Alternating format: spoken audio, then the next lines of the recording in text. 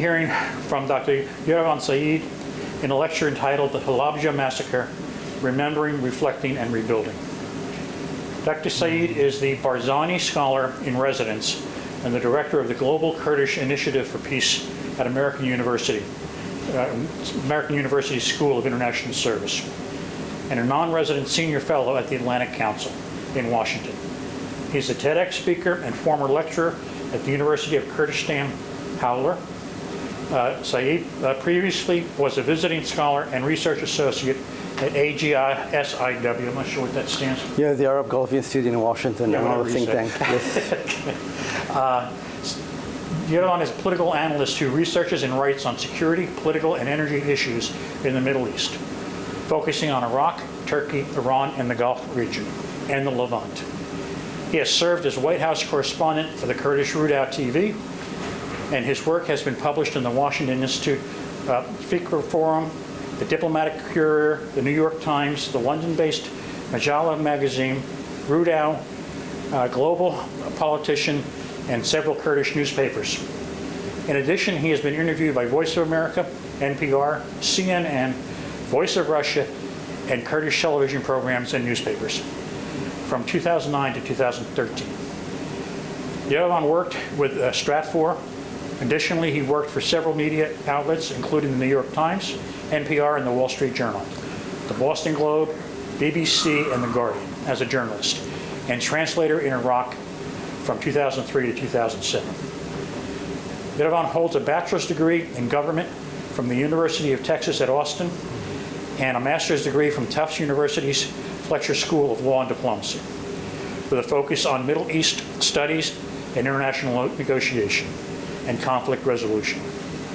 He received his PhD from the Carter School for Peace and Conflict Resolution at George Mason University. He speaks Kurdish and Arabic and a command of Farsi. With that, please join me in welcoming Dr. Yerevan Saeed.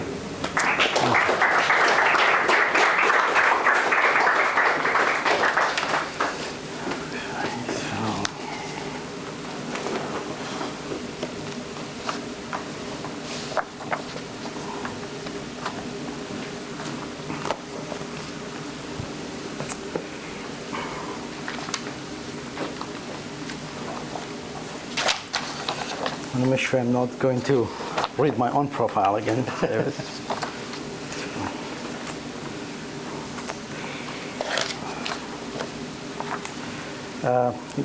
Thank you very much for the kind introduction, David. I really appreciate it. Good evening, everyone, and thank you very much for joining me. It's really a true honor to be here, and I would like to express my deep gratitude to the Institute of the World Politics for holding this very important topic, but also this is a very, very deeply personal topic for me, so I'm very, very grateful for opening this platform for a dialogue like this, and it means a lot for me. And also I would like to thank Shannon. I don't know if she's here, but she has been very gracious and very helpful in making this event seamlessly happen at the right time in the last several months. And it is with this spirit of gratitude, remembrance, and responsibility, I look forward to sharing my reflection on Halabja and the Kurdish genocide, and enduring lesson that we should carry on. Please, I have some slides. I'll try to move them as I'm speaking, but probably I'll forget some of them, but I just want you to know where Halabja is for those of you who don't know about this small town that's located in north of Iraq, which is the Kurdistan region of Iraq, on the Iranian border. Before I begin, as David read my profile, you don't see anything about genocide. I want to be very transparent. Like, I do not come to you as a genocide scholar in the academic sense. Although I have a PhD, my experience has not been built in libraries and lecture halls, even though I have spent lots of time in these places, but in lived realities of displacement and refugee camps, international wars, and also civil wars as well. So I've been a refugee 4 times in my life, 3 of those times before I was 11 years old. I have lived through the weight of economic sanctions under the role of dictatorship, theocracy, democracy. I have witnessed it and endured the human cost of nearly every system of power and survival. So the foundation of my talk is really informed more by my own journey, my own reflection on Halabja, on the Kurdish history, my own self-education on this topic, and also the countless stories that I have heard from my people. And I hope that would qualify me to speak on this very important talk today. So speaking about these experiences is never easy. It's emotionally heavy and also during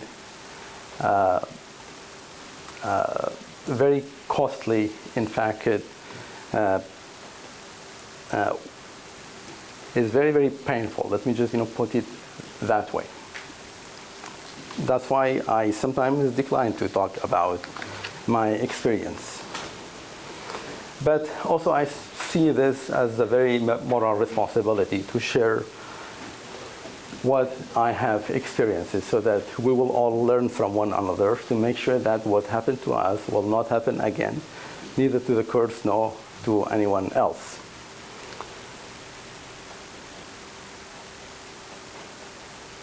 So there are moments in history when a single place, a single day, comes to embody both the depths of human cruelty and the resilience of human dignity. I strongly believe Halabja is such a moment and place. Over the next 40 minutes, I hope I will be done by then because David told me that we have a hard stop at 6 o'clock. I will weave together my own story with that of Halabja, with the broader Kurdish struggle, and with the historical and political forces, geopolitics that have shaped them. My goal is to offer not only a deep understanding of the context that led to Halabja, but also a reflection on what this tragedy has meant for Kurdistan, for Iraq, and also for the evolution of the international humanitarian law, as well as our shared humanity.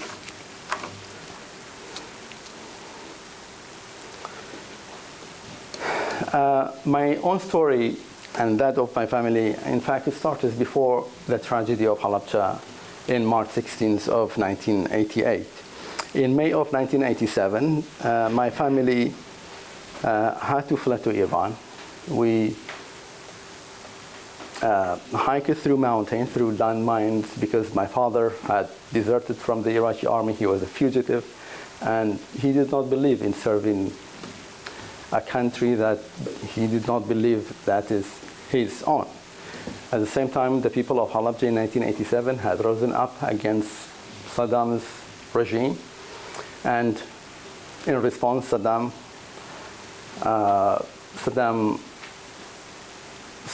Iraqi military came back with a very heavy hand, razed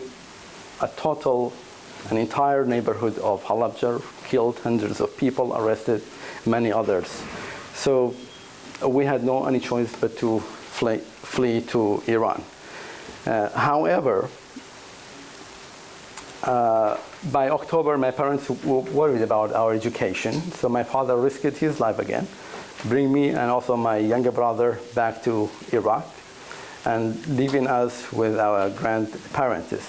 Again, he was a fugitive at that time, and if he would have been caught, he would have faced a likely execution at that time. Yet he believed deeply that education answers life's hardest problems. So that very night, after returning us to Halabja, he again crossed back into Iran. So you're talking about two countries in constant war, shelling one another on the border, and still he brought us back, and also he walked back across the border through landmine and also mountains. We learned he was safe back in the refugee camp after weeks through letters and messages that we received from others. However, the separation tore at us, my parents and two brothers in Iran, while we were in Iraq. Eventually, that strain proved unbearable. My parents arranged a costly deal with the regime, with the Iraqi regime, and to return to Iraq without prosecution. On February 18, 1988, we reunited in Halabja. That was probably one of the best times of our family, but that did not last long. On March 14, 1988, Iranian forces entered Halabja. My father sensed the danger of retaliation. On the night of March 15, we left Halabja to our village, just a few kilometers outside of Halabja. And then in the dawn, we were waking up, and then we hiked to the mountain where we sheltered in the caves there with dozens of other families. On March 16, from the mountain, we saw rockets raining down, smoke rose from Halabja. The jets bombed our mountain refuge as well. The air smelled of apple onions, our eyes burned, and also water, but we used wet towels to cover our face. We did not yet know it was chemical gas, but the elevation probably saved us. The gas heavier than air, so it settled in the valleys, killing many animals and birds. We later, when we went down to the valley to get water, we realized what has happened. So for decades, and probably many of you have heard that the Kurds don't have no friends but mountain, that was true. So what followed is, in fact, printed in my memory. Then survivors stumbled towards us, blinded, burned, disoriented, many had lost their mind. That was when we realized it was not ordinary fire, but chemical gas. Iranian troops later found us and urged us to flee. Thousands were dead. My family once again crossed into Iran again. We were separated and scattered into different camps. Iraqi fighter jets followed people that were fleeing, even to the border. Many people lost their lives while trying to save themselves.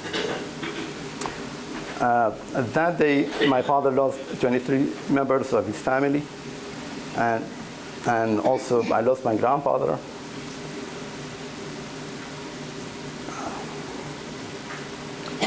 And also many friends.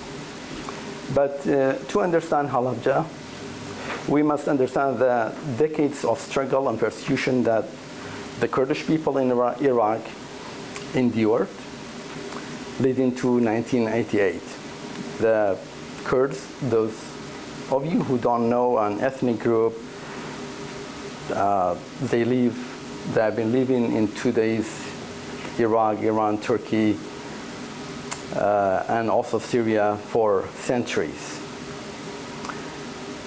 After the World War I, when the Kurds were divided, these artificial lines divided us, and they were imposed on us. So the Kurds in Iraq, as a result of that, the Kurds generally found themselves minority in many of this, in all these four different countries. Our rights and also identity, as a result of that, was denied for much of the 20th century. Kurdish uprisings for autonomy were met with harsh oppression. By the time Saddam Hussein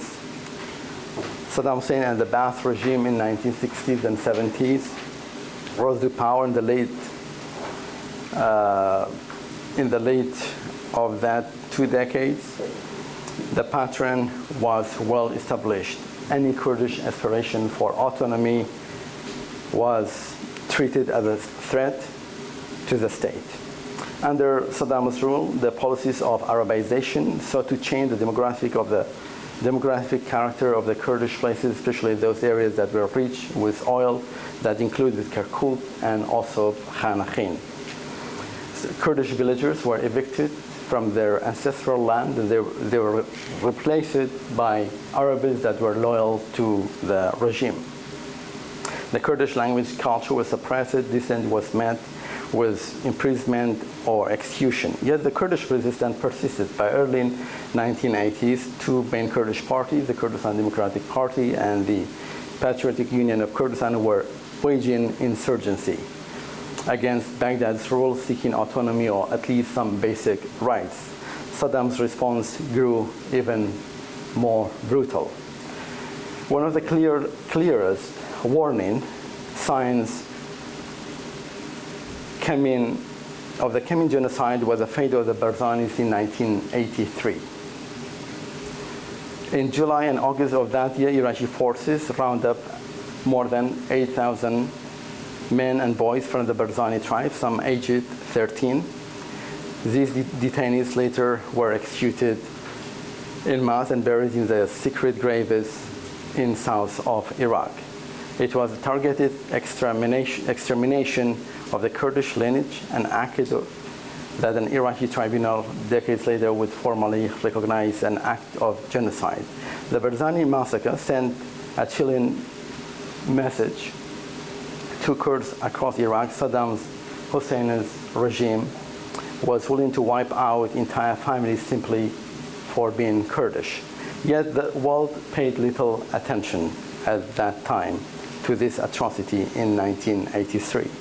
It went largely unmarked in international forums, which, in my view, became a prelude for what was about to come. Iraq escalated its assault on the Kurds dramatically in the late 1980s in what became known as Anfal campaign. Anfal is an Arabic word, means spoil of war. It was a multi-phase operation to eliminate Kurdish resistance once and for all, launched in early 1988.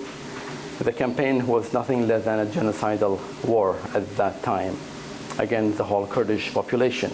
Over the course of the several months in 1988, Iraqi forces swept through Kurdistan region by region with calculated brutality. Each phase of Anfal focused on different area. In each locale, the pattern was similar. Villages were bombed, burned, residents who did not flee were rounded up, and many were executed on the spot or tracked off to mass execution sites. Over 4,000 Kurdish villages were destroyed as a result of that very systematically. Towns and farming communities that had stood for generations were reduced to ashes. The goal was not only to root out Kurdish resistance, but to destroy the very fabric of the Kurdish society in these areas. The death toll of Anfal genocide is staggering. It's estimated that some 180,000 Kurdish civilians were killed in 1987 and 1988 alone. Men and teenage boys were separated, executed. Women and children and elderly were driven to death campus in concentration camps, and also, again, they were later executed in the south deserts of Iraq. Many of those who vanished during Anfal, tens of thousands of people, remain missing even this day, even though the government and also the Iraqi government have been trying to find them, but very small number of them so far have been found.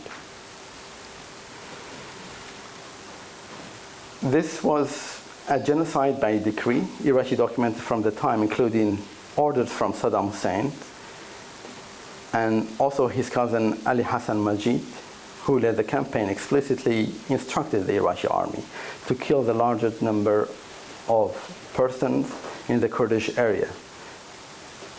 Al-Majid earned infamous name, Chemical Ali, for his preferred tactic of employing poisonous gas against the Kurdish population. The intent was to destroy the Kurdish people in whole or part was clear and bashed. One of the most horrifying specters of Anfal was the repeated use of chemical weapons at that time. Human Rights Watch investigation later documented at least 60 Kurdish villages were attacked with chemical gas in 1987 and 1988. These attacks were not accidents, they formed an integral part of the Anfal strategy at that time.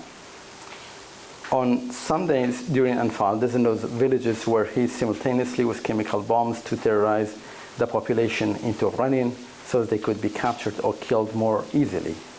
And yet, despite these documented chemical attack against the Kurdish civilian prior to Halabja, the international community at that time, because of the Cold War and geopolitical consideration, remained silent. There was no any sanction, and Saddam remained unpunished for these crimes against the Kurds, which in fact emboldened the regime further. He believed that he could go away with whatever he could do. So by March 1988, the Kurdish people were reeling. The hundreds of villages lay in ruins. Tens of thousands of Kurds had been killed or crossed into Iran. They were refugees. Many survivors had fled into the mountains. It was amid this genocidal onslaught that the single deadliest attack, Halabja, would occur, capturing the world attention in a way that preceding massacres did not. But to truly grasp Halabja, why it was targeted, we must consider the broader war that was raging at the time and how the Kurds were caught in the middle. The late 1988 were the final and the bloodiest years of Iran-Iraq war, which took 8 years. A conflict in which the Kurdish population found itself trapped between a rock and a hard place. On one side was Iraq bent on crushing any internal opposition. On the other side was the Islamic Republic of Iran, which saw an opportunity to weaken Saddam by supporting Kurdish rebels at that time. And also for the Kurdish freedom movement, strategically it made perfect sense to ally themselves with Iran so that they can use this as an opportunity to extract a concession from Baghdad. Therefore, by mid-1980, the two major Kurdish parties, KDP and PUK, entered into alliance of convenience with Tehran. And Iran's help was a lifeline in the face of Baghdad's oppression for both the Kurdish population in the rural area and also for the Kurdish insurgency at that time. But Iraq labeled Kurds as traitors, accusing them of undermining the war effort against Iran. The Kurdish countryside near the border became a battlefield, and worse, they became the targets of Iraqi army's retribution at that time. By 1988, Saddam's forces were willing to use any means necessary to turn the tide.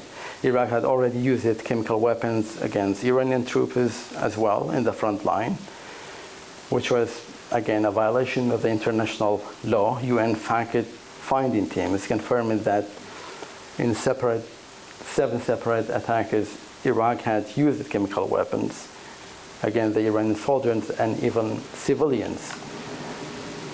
The United Nations Security Council at that time issued a resolution deploring these attacks but stopped short of concrete action, and even they were not condemned.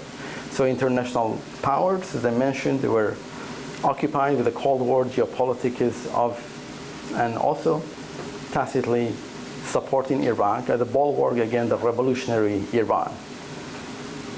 So they look at the other way. This climate of impunity taught Saddam a dangerous lesson, that the world was not prepared to enforce the rule of the war when it came to chemical gas. Even though by 1988, 98 countries, including Iraq's allies, had signed the Genocide Convention, pledging to prevent and punish genocide, yet many of these states were content to ignore and or excuse what was happening to the Kurds. They accepted Baghdad's characterization of masculine of the Kurds as counterinsurgency, or unfortunate collateral damage of war at that time. As Dr. Simon Adams, former executive director of Global Center for Responsibility to Protect, it said, if foreign leaders did not know about the Kurdish genocide as it unfolded, it was because they did not want to know. It was in this context that the Battle of Halabja took place in early March as a part of the larger Iranian offense in the northern part of Iraq. The Iranian troops entered Halabja. They were able to invade and also occupy the town. And Halabja was a strategic victory for the Iranian. It threatened the Iraqi army's rear line, and for Kurds driving out Saddam Hussein of Halabja even temporarily was a moment of triumph amid the horrors of Anfal genocide. So Halabja became a symbol of resistance, but also a prime target for Saddam Hussein's race. So Saddam's response was swift and ferocious. Determined to retake Halabja and punish its people, the Iraqi command made a fateful decision. They would capture the town not just by conventional force, but by chemical onslaught designed to exterminate everyone there. The stage was set for atrocities that would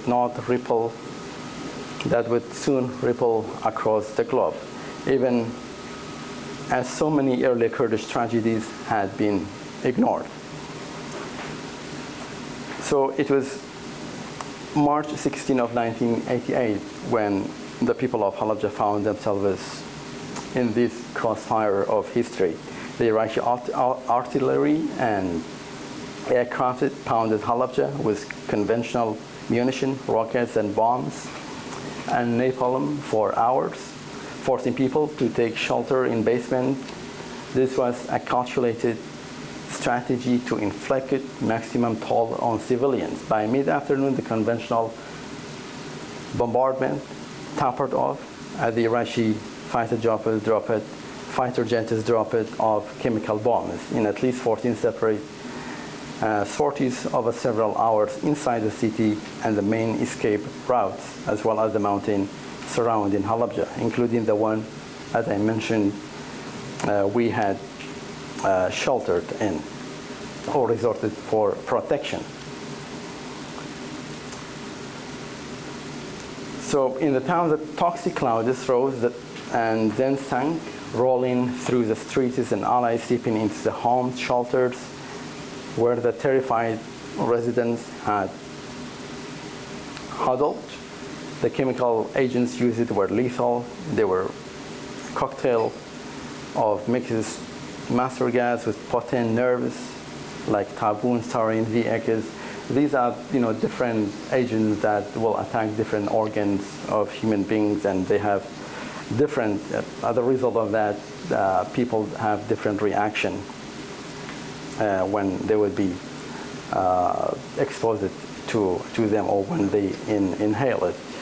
So that meant people died in a variety of gruesome manners. Some victims just dropped dead instant, others exposed to lesser dose were blind or mad, wandered, laughing before collapsing. Many foamed at the mouth when their internal organ failed. Those who got master gas might have escaped it, but still they suffered from blisters on their skin and agony in their eyes and lungs. As a survivor described it, how birds first began falling from the trees, and then animals, and then humans, and everything alive in Halabja was suffocating. One famous photograph has been taken after the gas bombardment, shows the father. I really didn't want to put any graphic pictures on the slide because I want to be mindful of our audience just in case. Whose name is Umar Khawar, sprawled, lifeless on the ground, clenching his infant child in a final embrace, both killed by the gas in an instant. So in the basement and shelters, entire families died together. As I mentioned, the heavier, because the gas was heavier than air. Those people who had shelter to protect themselves from, for example, other types of conventional bombs, most of them died, unfortunately.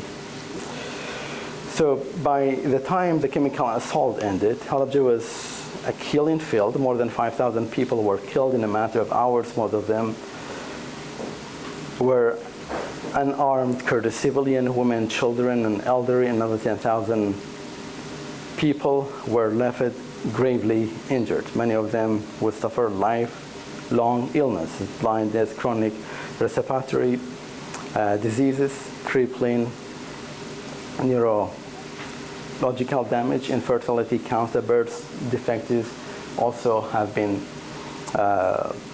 rising in Halabja as a result of that. So in one day, Saddam Hussein's Iraq had carried out the largest chemical weapons attack against civilian population in history. Never before a government bombed its own city with weapons of mass destruction on this scale. So Halabja stands as a horrific first in the annals of warfare, and Halabja was not an isolated battlefield tragedy of war. It was an act of genocide, the mass murder of civilians because of one reason, and that was we were Kurds. And outside of Halabja, the immediate impact was first not that big, but later when the New York Times, Washington Post, the BBC World reported about what had happened in Halabja, then the world decided to react a little bit and condemn the Iraqi government. Even the late Senator Pell introduced legislation here in Congress trying to sanction Saddam Hussein in 1988, late 1988, but it failed, unfortunately, the Reagan administration at that time. So how these photographers got out of Halabja, it was really mostly the Iranian troops as well as the Iranian photographers that they captured the photographs, the videos, aftermaths of what has happened in Halabja. The images were obviously smuggled out, and then the international media broadcasts them. An Iranian photographer, the late Kaveh Gulistan, whom I had the honor of meeting him in 2003, but unfortunately he died in Kurdistan when he was he was covering the Iraq war in 2003. He stepped on a landmine. He was one of the Iranian photographers who captured many moments in the aftermath of the attack at that time. He described it, Halabja like this, quote, it was life frozen. Life had stopped like a watching a film, and suddenly it hangs on one frame. It was a new kind of death to me, quote. So the name Halabja began to echo in foreign capitals as a byword of unimaginable cruelty. So Halabja's immediate aftermath was a scene of total devastation. The once vibrant town of about 80,000 people fell silent within day. Halabja was a ghost city. Virtually all survival living beings had died or had fled. In the town, thousands of traumatized men, women, and children streamed over the mountain to Iran seeking refuge. Many of these people who were wounded, they were treated in the hospitals in Kermanshah or Tehran. Some of the wounded, those who were very severe, they were flown to some of the Scandinavian countries. And also, as a result of that, many toddlers and babies were lost. We have about 100 lost children of Halabja so far. Most of them have not reunited with their own family. But back in Iraq, the regime moved quickly to cover up and capitalize on what happened in Halabja. Halabja was declared a forbidden zone by the Iraqi military. No one was allowed to enter. And also in a propaganda war, Iraq tried to blame the whole chemical attack on Iran at that time. But the survivor, as well as independent analysts at that time, refuted the claim.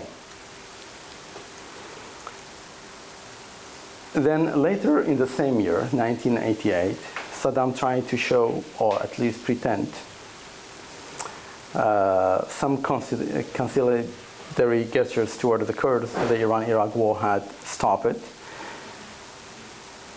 So it announced an amnesty for the Kurds who had fled Iraq, and that included people of Halabja and the rural areas. So against all the advice, we came back to Iraq. As soon as we arrived at the border, we were loaded into Iraqi military trucks, and then we were taken to a registration field, in a town, small town outside of Sulaymaniyah. We were, surrounded by Iraqi military guards. And after the registration, my father was drafted again the same day and taken for military training.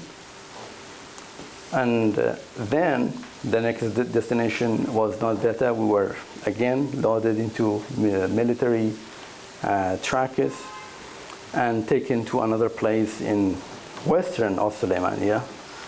For those of you who don't, if you look at the map properly, I hope I can show Sulaymaniyah there. So, and we were just really unloaded or dumped in a barren place with no food, no shelter, surrounded by Iraqi military guards.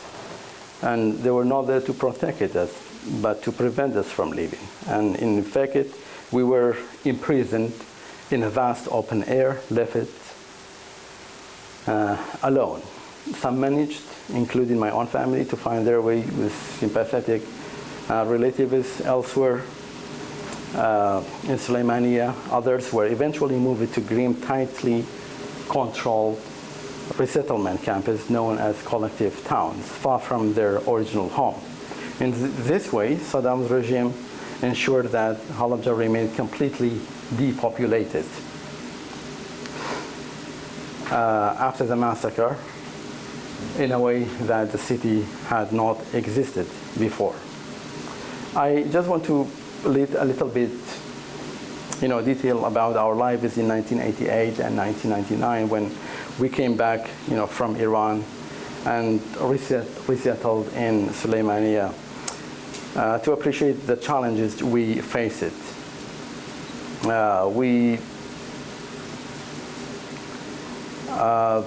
So we faced multiple challenges, but probably the worst one was the systematic discrimination, and also dehumanization. We were not allowed to go to school, renting a house was banned as well, and as a result of that, many people, especially the children of Halabja, lost about 1 year or 2 years of their education.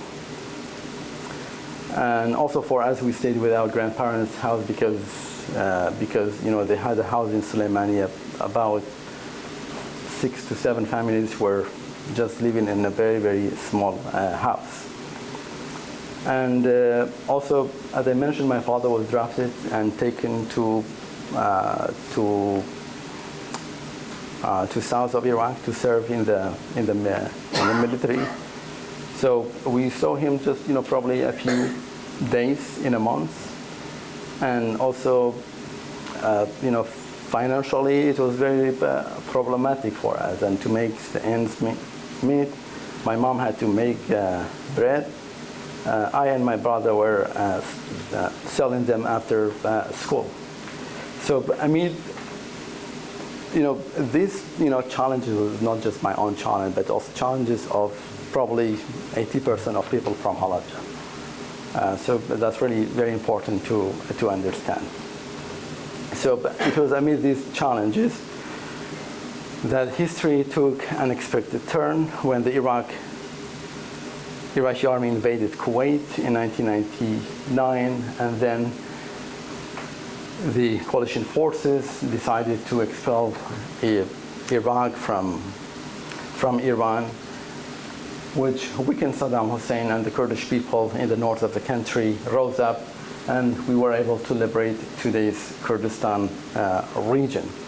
We suddenly decided to go back to Halabja, but if I can show you, this was Halabja.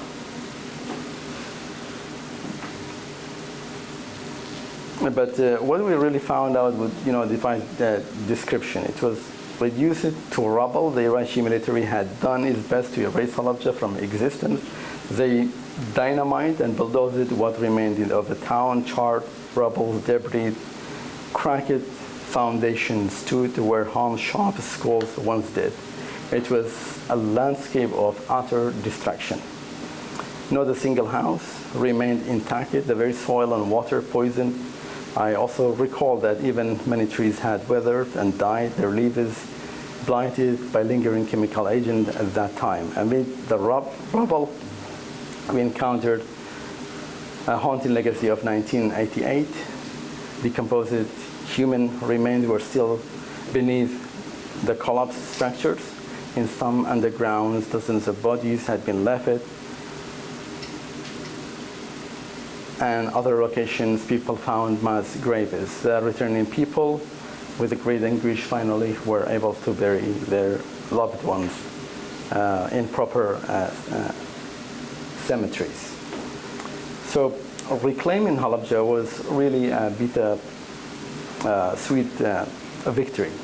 We were overcome with grief, despair was everywhere. So was grim determination at that time as well. Despite the overwhelming challenges, the people of Halabja chose to rebuild with virtually no outside help at that time, especially initially in 1991 when we returned to Halabja. This was the hospitals. So there was even no Kurdish government at that time, but things changed when no-fly zone was established by the United Nations Security Council, and we were protected, and that helped us a lot. So people began clearing the debris, literally by hand, rebuilt homes amid this ruin that is in front of your eyes. When families started to return to Halabja, and also in no time we really reopened the schools in damaged buildings. My dad finally was able to get back his job as a teacher after 12 years. and he started to teach for free. Clinics were established, but this is one of the clinics at that time. We were able to restore basic services like water and electricity, but it was a very slow process. It took 2 years for us to do that. So Halabja's revival was slow and painful, but it only gained momentum when the international aid agencies came to Kurdistan, especially after 1992 and 1993. Okay. There's another picture of Halabja.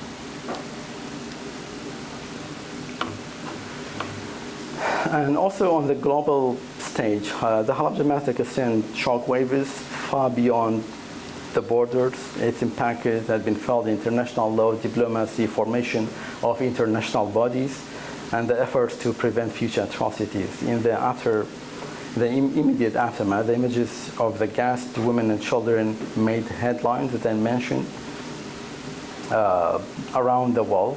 There was a collective cry of never again. For a world that was still scarred by the memories of Holocaust, the use of gas in World War I, Halabja was a gruesome reminder that the weapons of mass destruction could strike innocent at any time if dictators were willing to use them. Crucially, Halabja became a driving force behind the international movement to ban chemical weapons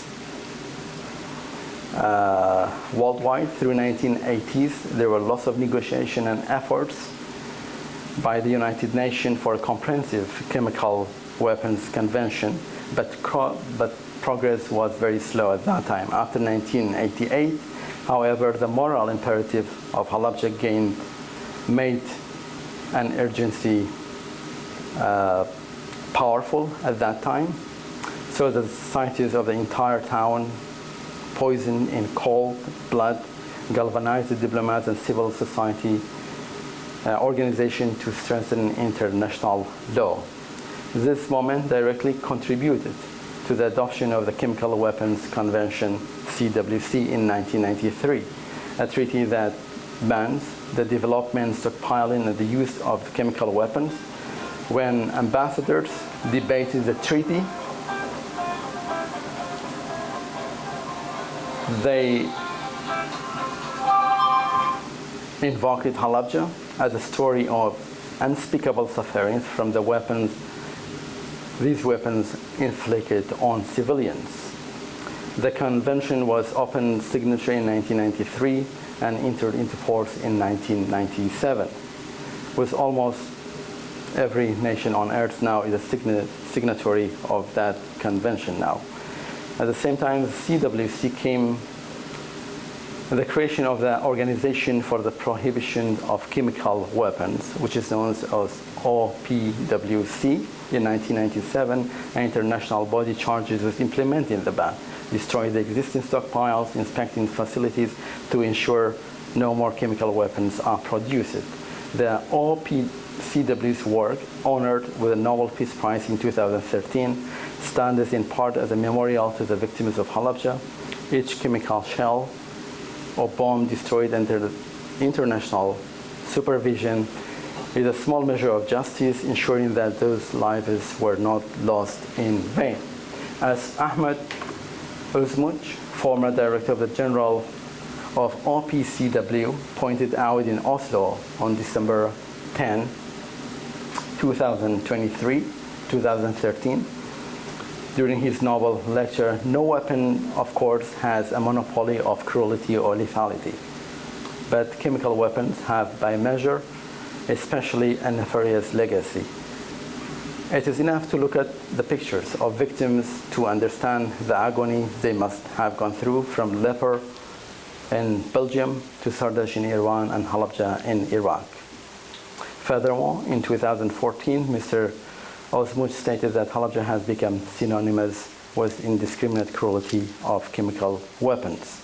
So Halabja's legacy has also influenced the pursuit of justice for war crimes and genocide. For years after 1988, it seems that as if perpetrators of the Kurdish genocide would escape all the accountability. The international community, preoccupied with geopolitical concerns, took no concrete action to punish Saddam at that time.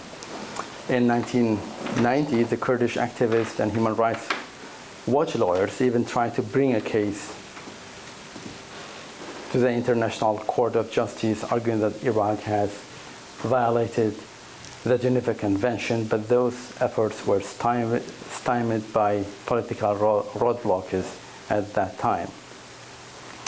So it was after 2023 when Saddam was toppled, again Halabja was invoked, both for the destruction, actually for toppling Saddam Hussein, because if you remember George Bush and also even Colin Powell in the United Nations, mentioned Halabja, and they argue that Saddam has the weapons of mass destruction, therefore it has to be toppled.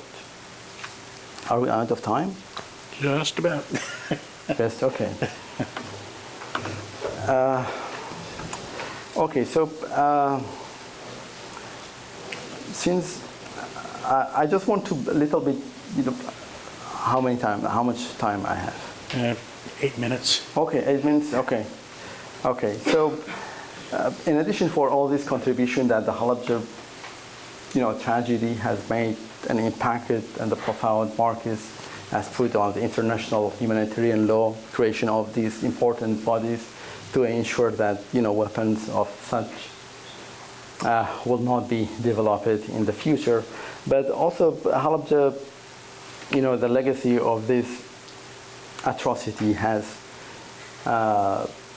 led to a deep breach of trust between the Kurds and also the Iraqi government. Because so far no apology, no reparation has been made by the Iraqi government. They have refused to even take responsibility for what happened. They claim that it was Saddam Hussein, it was not Iraq that did this. Therefore, we are not responsible for what happened. But I wonder why they continue to pay Kuwait until 2 years ago, billions of dollars. So this, rifts and also this kind of we are not responsible for what happened in the past. In fact, it is one of the problems that still the Kurds are very fearful and mindful of Iraq. They do not trust the government at all. That's why we have all these problems with the Iraqi government so far. Yeah, even though people try to label them as political, as financial, but they are really much, much deeper than that. We have the issue of trust with Iraq. I just want to say, a few words about Halabja. This our schools at that time, and that is our middle school. Probably you can see that one of them is me actually. You can see we are really grown up, but we are still at the middle school because. Which one is you? I can find myself. I'm smiling.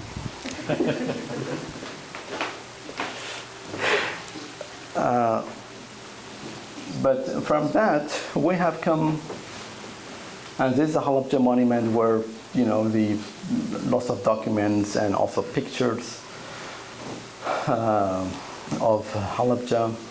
If you happen ever to go to there, please visit the monument. It's very important to see what has happened. And these are our new schools now, at least one of the schools in Halabja, which is more colorful and beautiful than the one we had. And this is Halabja during night, that I took this picture 2 years ago, and this is Halabja during the day. It's just some landscapes I took last year. And also I just want to, despite all this brutality, whatever has happened to us, now Halabja is home for more than 500 Arab families that they fled the violence of Iraq, of south of Iraq in 2014. We have opened school for them. We have 2 Arabic schools. We have made sure that they study in their own language, because that's really important, because we understand, the pain of not being able to study in your own language, and also what denial of education means, which means dehumanization. And that has really powerful impact on people. So they dress in their own traditional clothes as well. We make sure that they will continue to do that as much as possible. So since we're out of time, thank you again, David. Thank you everyone for being so generous with your time. Thank you.